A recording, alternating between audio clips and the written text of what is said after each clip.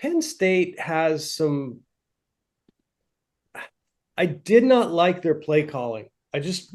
They were running it down Illinois' throat, and there were a couple of times where they just decided that they needed to throw the ball. And you say all the time, boring wins. You don't have to do stuff different. Greetings and salutations, and welcome to the Odd Coaches Podcast. I am your host, Dr. Keith Adams. And on today's Throwdown Thursday edition, we're going to review week 5 of the college football season in segment 1, Power 4 plus Notre Dame, segment 2, Group of 5 and everybody else. And we were going to have to redo the Group of 5 roster again. And in segment 3, we'll talk about things strictly for entertainment purposes only. And I was not very entertained this week. So let's jump in with big boy football, SEC. Good wins by Alabama, Kentucky, Oklahoma. Lackluster performance by Texas. I don't care what you say. Texas A&M, we've got to do better. And a bad loss predictably called by one of our members from Ole Miss. So Captain for life, Will Cotton. You got the Alabama-Georgia game. You got the Ole Miss prediction. Any thoughts about the SEC this week? The floor is yours, sir. It's shaking up, man. It's going to get really fun in October, man, because a lot of these teams are going to play each other. And it should even just get even more crazier for, the CFP. But I told everybody Ole Miss wasn't real, man. I told you they weren't playing nobody, and they ain't playing nobody in like a year and a half, for real, for real. So when they finally, and I was surprised it was Kentucky. I knew Kentucky was going to like be tough for them, but Kentucky like really beat the crap out of them. Like I was watching the game, and they just like were the better team throughout the whole time. So shout out to the Wildcats, man. That was a good game for them. All right. And our favorite administrator, Robert Abney. Robert, Alabama, Georgia was a very entertaining game. Any thoughts about the SEC this week? I suspect that's probably not the last time those two will play. I think we'll see that matchup again. I was surprised with how it started. Absolutely. I did not. I would not have picked that to be how that game would go. I would have expected it to be more back and forth rather than Alabama jump out the way they did. I'm going to disagree with you on Texas. I felt like their performance was just kind of business-like. They took care of business. No big deal. That's a really good win for Kentucky and a really bad loss for Ole Miss. Does it knock them out of the playoff? No, because it's only one and it's a long season. But, at the SEC, like you said, big boy football, because I went from watching because we're going to the Big Ten next. I went from watching Georgia, Alabama to Penn State and Illinois. And I'm like, these two games are not the same. Not. And that is a wonderful segue. Big Ten. Good wins by Rutgers. Go get them, Rutgers. USC, nice win. Indiana, you're doing really well, Kurt. You're doing, unfortunately, you did too well for me, but that's segment 3. Nebraska's chugging along in Matt Rule's year 2. And Penn State beat a ranked team, Robert. So that's a good win. Lackluster performances by Michigan. What's going on with Michigan? And on a personal note, bad loss by Maryland. I don't mind any team losing, but they got 42 hung on them by a first-year coach, and you're supposed to be better than that. Robert, I made you watch Penn State. Any thoughts on the Big Ten or Penn State in particular? Penn State has some. I did not like their play calling. They were running it down Illinois' throat, and there were a couple of times where they just decided that they needed to throw the ball. And you say all the time, boring wins. You don't have to do stuff different. If you're running the ball down their throat, continue to run the ball down their throat until they make you do something else. And there were a couple of instances in their play calling where I was just like, what in the world? The third and one. Like, what are you doing? Run the ball. Run the ball. And catch them off guard with a play action. Yeah, it wound up not coming back to bite them, but I could see it coming back to bite them when they play somebody who's a little more like Ohio State, Michigan, Oregon, USC kind of thing. Hey, Cotton Man, Big Ten. Yes, I was disappointed in our local team. Any thoughts this week on the Big Ten? Ohio State has to play somebody at some point. They still ain't playing nobody. And maybe that's just my thing this year, just like people ain't playing nobody. But they ain't playing nobody. I mean, Akron, Michigan, Marshall, Michigan State, not a gauntlet, if you would say, then, they have Iowa and then they play Oregon in Oregon.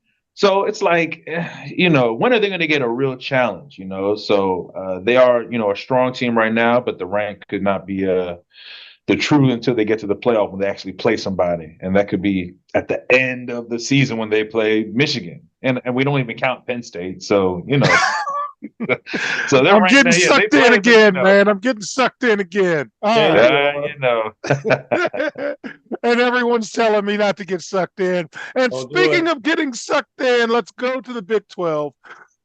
Good win by Colorado, Arizona, Iowa State, Kansas State, and go ahead, BYU. Lackluster performance by UCF. It's not that you lost, but you've got to play better. But you ain't that good anyway. And I looked at who you beat. That really wasn't overly impressive. And a bad loss by Utah. So the national media is hot on Colorado. They've got a bye coming up, guys. So we got 2 weeks to hear this. Well, what did George say in the chat? Is Colorado for real? I don't know. What do you think? Any thoughts on the Big 12? I think it's safe to say they'll make the bowl, any kind of bowl. Could be Campbell Soup Bowl, could be Taco Bell Bowl, could be Cheez-Its Bowl. But, I don't know about the playoff, but they definitely will make a bowl, which is going to be a step up from that, from that team immensely. I mean, we're talking about 1 to 2 wins over 2 seasons, and now they're in a bowl. This is great. This is great progress. So they went 1 to 4 to whatever they do this season. I mean, I can imagine they're going to get at least 2 wins, and 2 wins get you in at least you at least get a ticket and a dinner. That's you're in there. So that's great for him. It's gonna bring in recruits. We'll see what happens with his son if he decides to leave. I mean, that's a big thing. Oh yeah, for sure. And you lose 2 players like that. Hunter and Shedeur. Oh yeah, it's gonna definitely be another look of how you sustain greatness. So Deion's getting a lot of experience really up front, and it's going to be good for him. But yeah, at some point Colorado's going to get in the rank. They're too popular right now, and keep the train going. And like you said, Utah, we ain't never believe in Utah. It's just a matter of time every year. Utah, y'all messing around. I got the oldest man playing, and every year he just my back, my leg, my hip. And they can't play, and then they lose a game. So it's just, the train's going. Robert, can you provide us some levity with Big 12 football this week? Well, I mean, they're all just beating each other. I guess BYU is the new hot thing, and I y'all know who they play this week. I don't know who they play, but that they're the next big thing because they're undefeated in the Big 12, and they're gonna play Kansas or somebody and get beaten, then we're going to be talking about this again. I mean, the Big 12 is obvious. That's a 1 playoff berth league, 100%, no question. I don't know who's going to win it. I think Colorado. What do you mean by is Colorado for real? Are they going to go 7-5, 8-4, make a bowl game? Yeah, I think that is a reasonable expectation for them. But are they going to run the table? Nah. That offensive line, I mean, they played well yesterday, but they still have real issues there. So, and yes, I did take the under, and I'm looking at their schedule, and I'm like, okay, you need 2 more wins to get to 6. I told you, Coach. I told you we had a long conversation about that. I was like, I was looking at the schedule. I was like, there ain't no way. If he don't get this, they should fire him. Literally. I mean, he ain't got no Giants in front of his schedule. Oh, man. And speaking of firing, let's go to the ACC. Good win by Clemson. Good win by Southern Methodist University.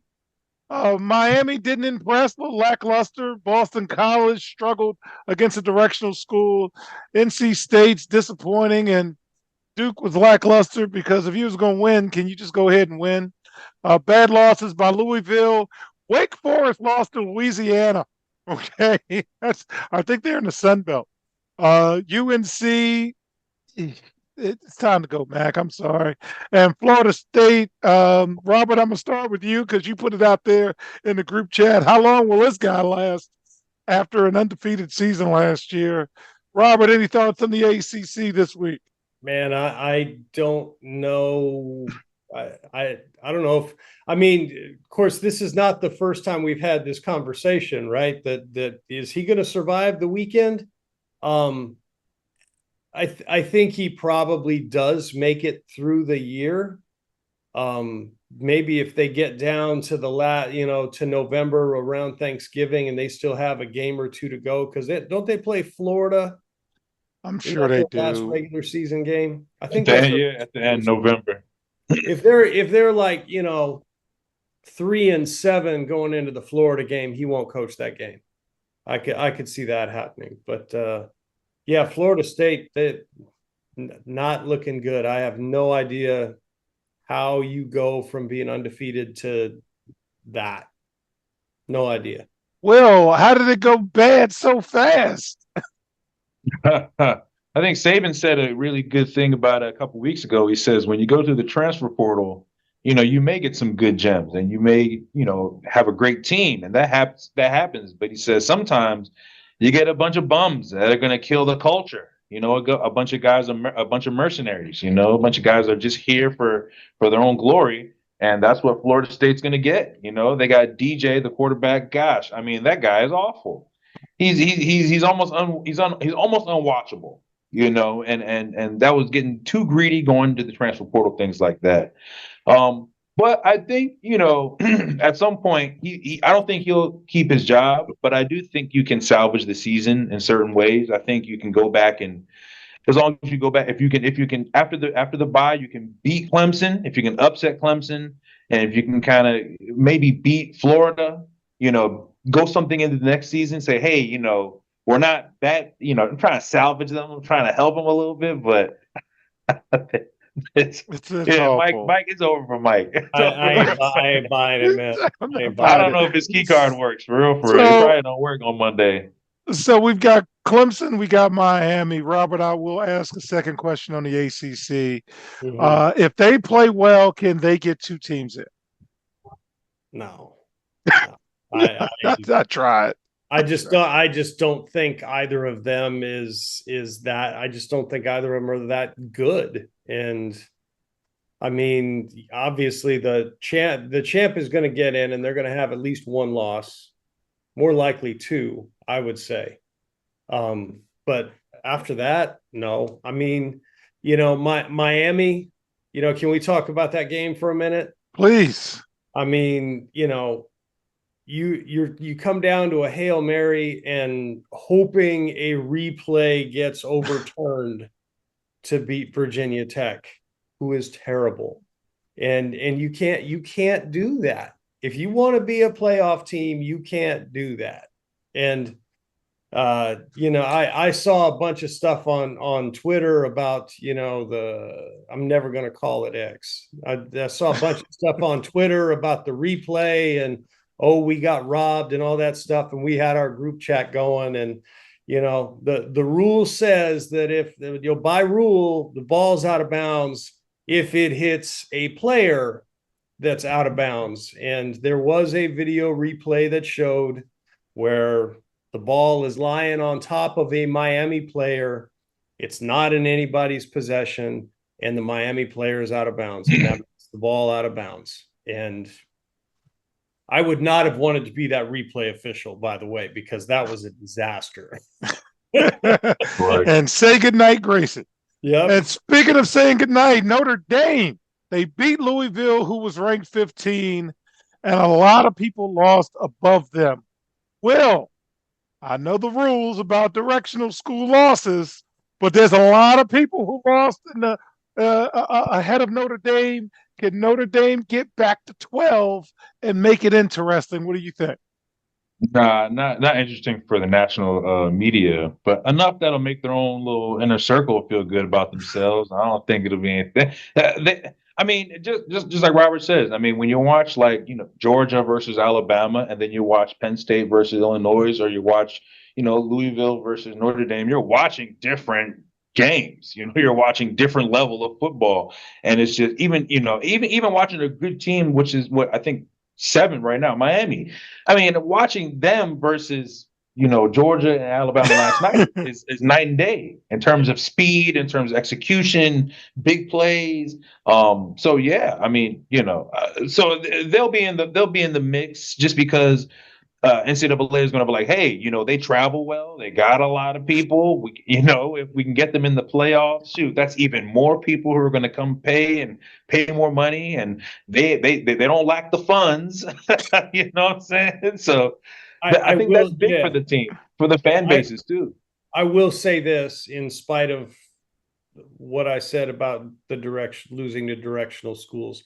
If Notre Dame has one loss, they will be in the playoff.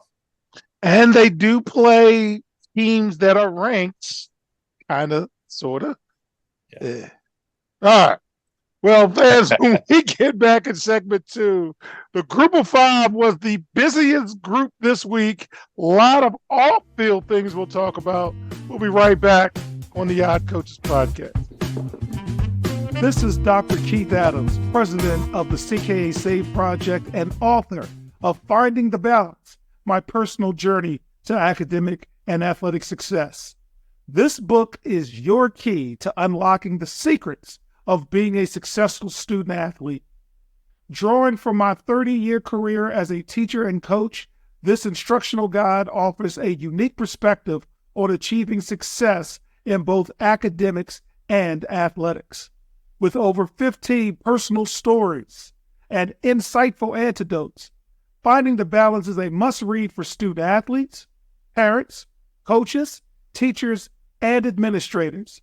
Visit www.ckasaveproject.org to get your copy and start finding the balance today.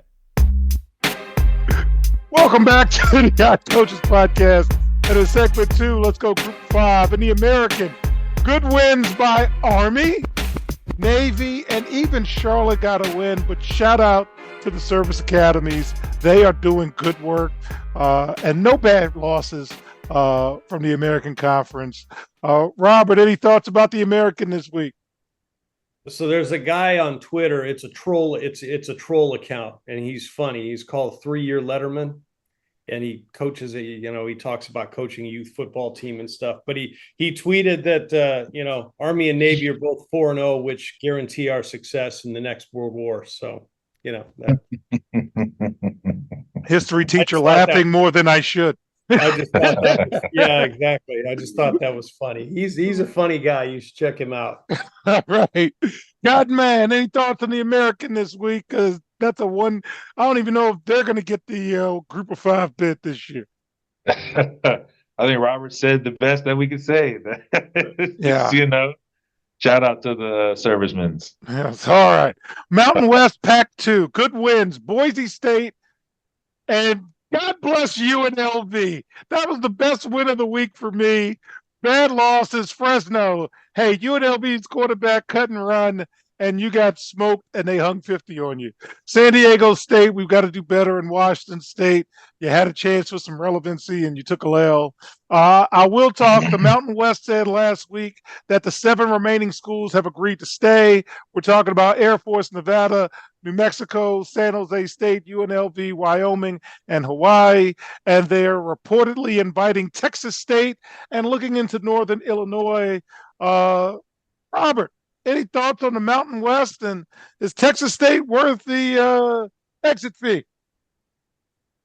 I mean, Texas State is they have really tried to expand their footprint over the past few years.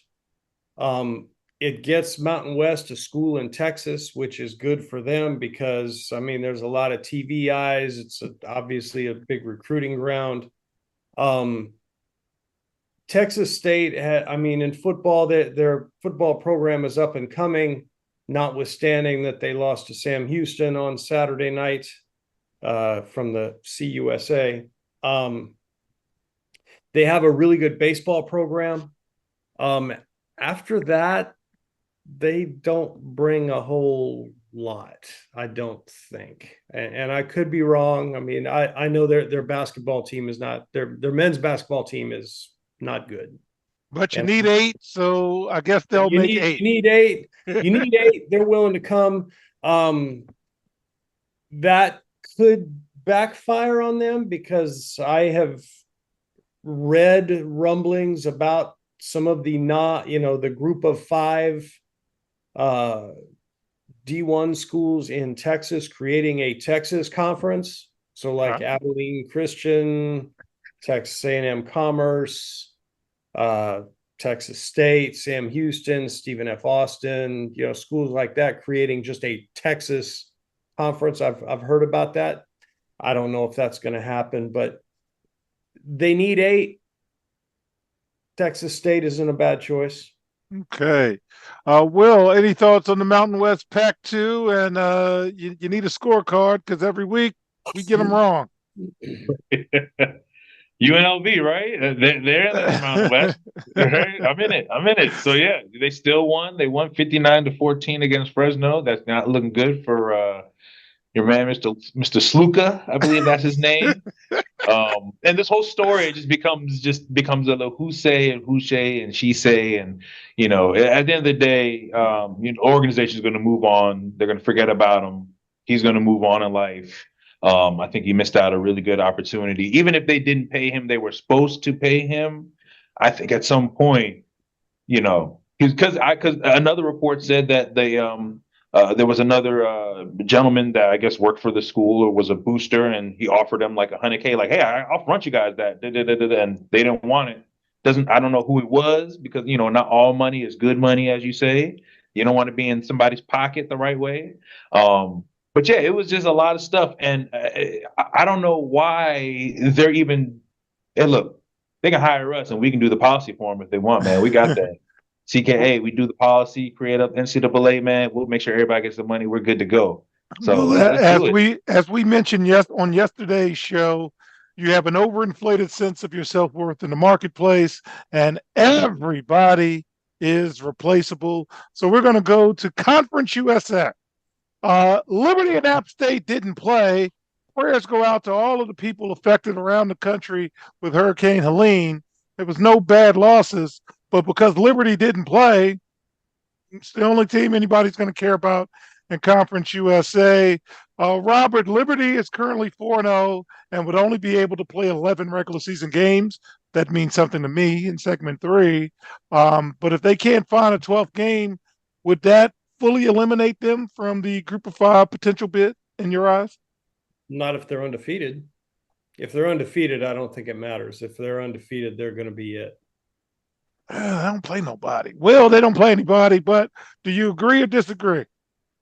I'll agree. Just because make they it more crazy. Play anybody. And you never know, man. You never know. The college has always been the Cinderella, man, the Cinderella story. And I know football, if they can somehow trickle into some of that NBA, that the basketball has been winning off that's even better for them. They're tired. They don't want the illusion of winning. You know what I'm saying? Because just like the tournament, everybody think everybody got a chance. And at the end of the day, who ended up winning? UConn again, North Carolina, but everybody enjoys it. So I think if you can get those small schools in, you get the chances and the story, and they're going to beat somebody eventually. And then boom, you have a Disney movie and it does its own thing. They want a small school to get in because they need that parity. All right. Yes. Sunbelt, JMU won.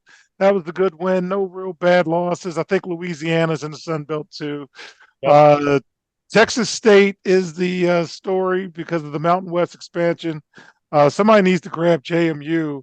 Robert, any thoughts on the Sunbelt this week? No, I mean, I think the Texas State loss to Sam Houston is a bad loss, but in the end, I don't think it'll matter because they'll play JMU in the conference championship game, and we'll see what happens then. All right. Will, Sunbelt love, anything? Nothing for me. Let's go JMU, man. All right. Maction, no real good wins that caught my eye, but Northern Illinois said last week that it has not received a formal offer to consider a change in its conference, but they appreciate the interest in their brand because the Mountain West is looking at Northern Illinois, and I believe Toledo may be targeted by the Mountain West. Will will you be shocked if the Mountain West takes a hold of any action? Oh, I don't even know. I'll believe anything will happen in college football these days. Anything can happen. They can change names and all kinds of stuff. So, change is good though. Change is good. So maybe they'll switch it up and change the name, and And something will happen. Leave the MAC alone. Leave Mac alone. Leave it alone. You don't want Northern Illinois in the Mountain West. Or Toledo. Toledo's a stretch. That's a stretch. Leave the MAC alone, man. Come on. I don't Okay. know how they've been able to like tie in like McDonald's. Like I don't know, like the conference championship, use McDonald's championship for the MAC Man, and get what Big are we- Macs and then a what are Big we Mac doing? trophy. What are we doing? We're trying to promote them. Yeah, We're trying to push them. All right. Them some money. Finally, HBCUs this week. Tennessee State with big win. North Carolina Central, South Carolina State, Jackson State, and Alcorn State. Bad losses. Hampton, you lost 49-7 to William and Mary. Give a better performance. Morgan, you lost 22-3 to Stony Brook. Got to give a better performance. Robert, did anything come across your desks from the southern HBCU schools? I don't think Prairie View played this week. Good enough for me. Will, any thoughts from the HBCUs this week before we wrap up segment 2? Tough loss for Howard, man. I know they should have beat Princeton, but they don't have a kill no more. They don't have the sauce. So I get it. I get it. All right, so fans, in segment 3, we will talk about things strictly for entertainment purposes only, and I wasn't very entertained. We'll be right back on the iCoaches Podcast. This is Dr. Keith Adams, president of the CKA Safe Project, with a question for you. Are you passionate about supporting student athletes? If so, then become an official member of the CKA Safe Project and make a difference today. With your membership, you'll be able to help us provide essential academic and athletic support to underserved communities nationwide. Join us in empowering student athletes to achieve their full potential, both on and off the field. Together, we can build a brighter future through education and sports. Visit ckasafeproject.org and choose your membership level now. $25 is a bronze level membership, $50 is a silver level membership, and $100 is a gold level membership. Be a part of the change. Become a member of the CKA Safe Project today. Welcome back to the iCoaches Podcast, and in segment 3, let's get our rankings out of the way. So I have Alabama as number 1 because I think they have the best win of the season. I have Ohio State 2. Miami is still 3 because they won, but they were unimpressed. I'm going Iowa State right now this week for the Big 12, and JMU getting the Group of 5 bid. Next 7, Oregon, Texas, Georgia, Tennessee, Missouri, Penn State, and Clemson. On the outside looking in, believe it or not, I have Duke because they're undefeated. LSU, BYU, Notre Dame, and Boise State. Robert, talk me off a ledge. I know there should be some adjustments. What say you about the rankings? I that sounds all right to me. I'm good with that 12. It doesn't. I think Notre Dame, as long as Notre Dame has one loss, they're going to be in. So just keep that in your back pocket. All right. Will, what about you? This week's rankings. Of course, we do ours before everybody else's, so we're trendsetters. What do you think?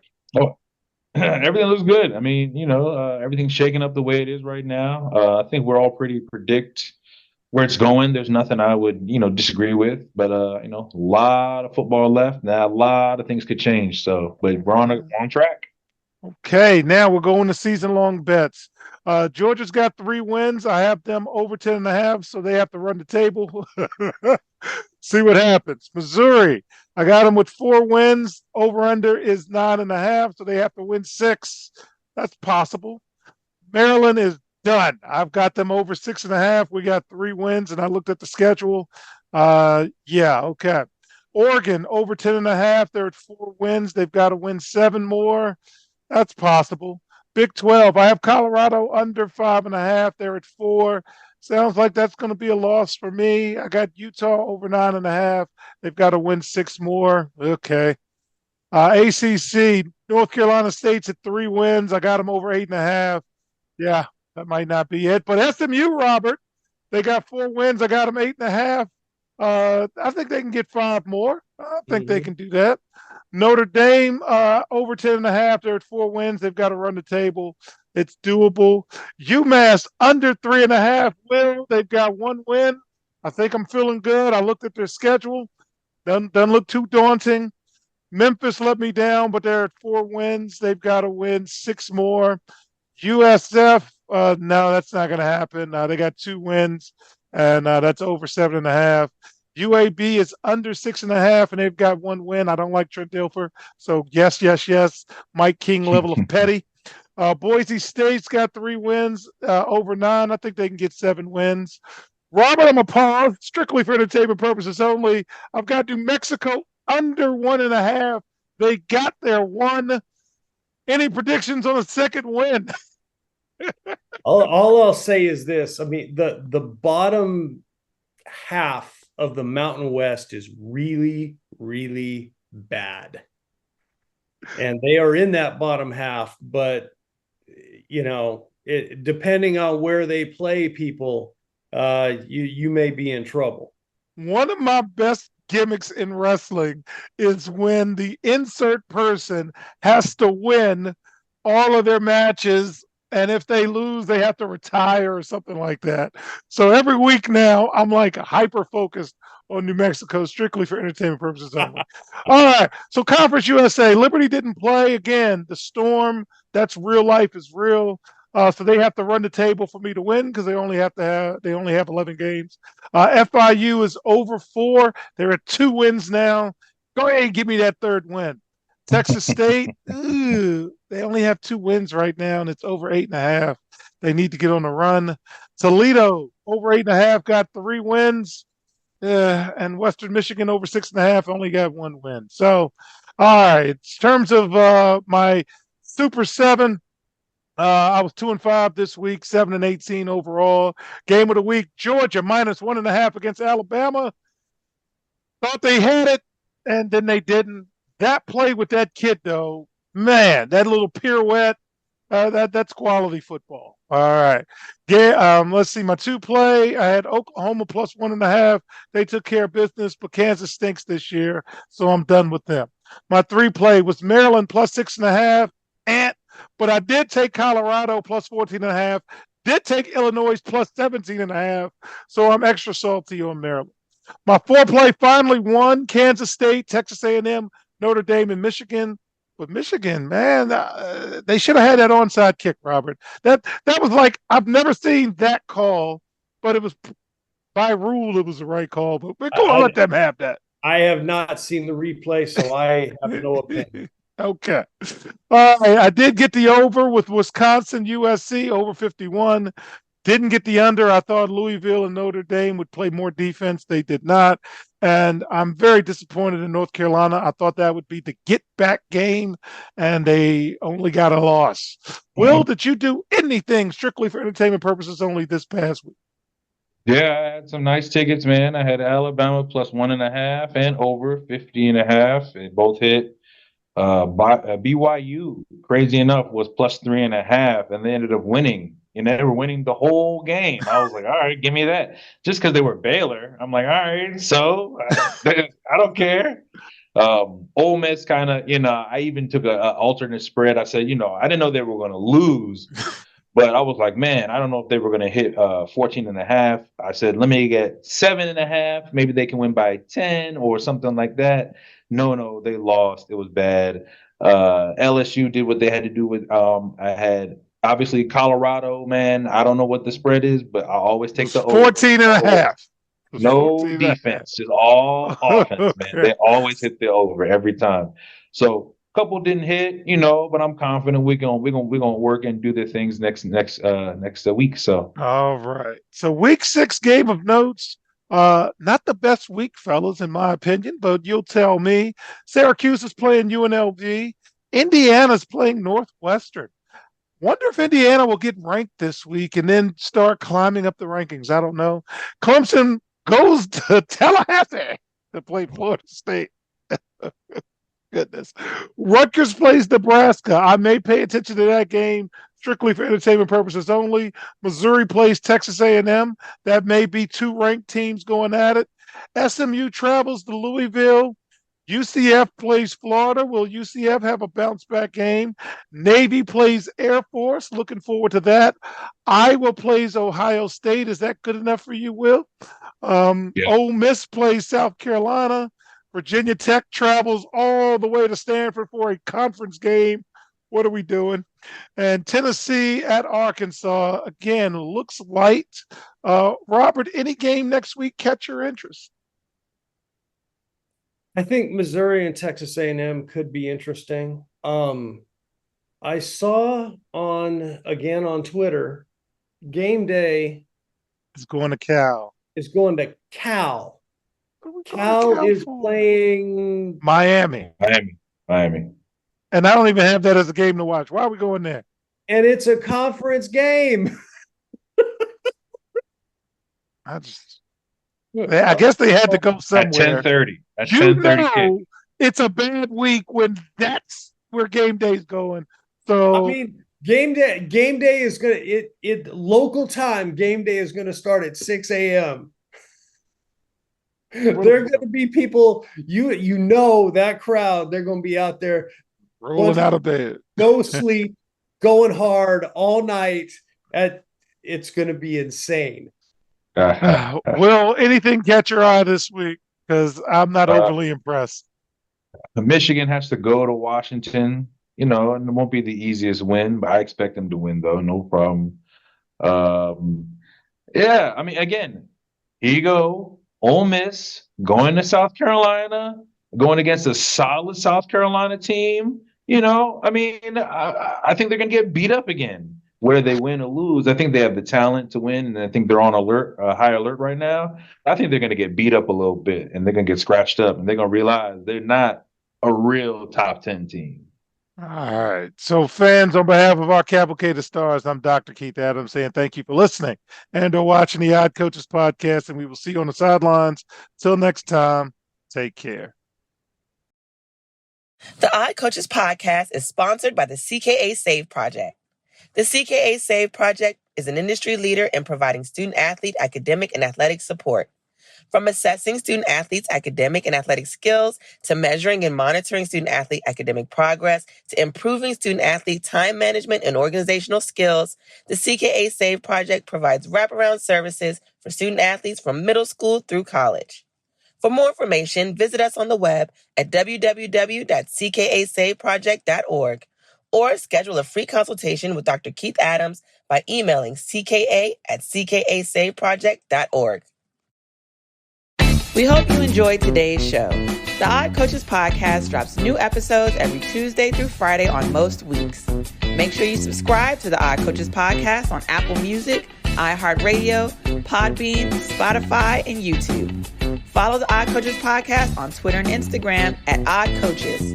Follow Dr. Adams on Twitter and Instagram at CKA Save Project.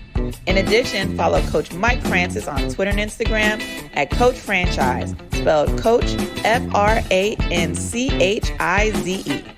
For more information about the CKA Save Project, please visit them on the web at www.ckasaveproject.org. See you next time on the Odd Coaches Podcast.